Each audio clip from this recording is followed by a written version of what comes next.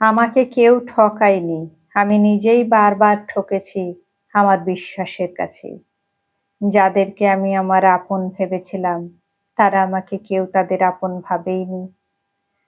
যাদের কাছের মানুষ ভেবে আমি আমার মনের সব কথা বলেছি, দুঃখ কষ্টের কথা বলেছি, তারা আমাকে কেউ তাদের কাছের ভাবেইনি।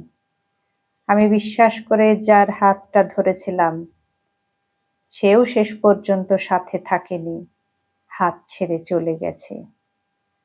দোষ কারোর নয়, দোষ আমার এক্সপেকটেশনের।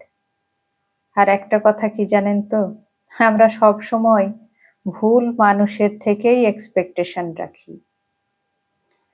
হাতে পায়ে ধরে মানুষকে ফিরিয়ে আনা গেলেও অনুভূতিগুলোকে ফিরিয়ে আনা যায় না। যে অনুভূতি একবার নষ্ট হয়ে যায়, সেই অনুভূতি নতুন করে সেই মানুষটার মধ্যে আর সৃষ্টি করা যায় না। আর একটা বাস্তব কথা হলো, কোনো কিছুই প্রয়োজনের অতিরিক্ত ভালো না, সেটা ভালোবাসা হোক বা বিশ্বাস বা নির্ভরতা। মানুষ বিচ্ছেদের যন্ত্রণা সহ্য করতে পারে, কিন্তু অবহেলা সহ্য করতে পারে না।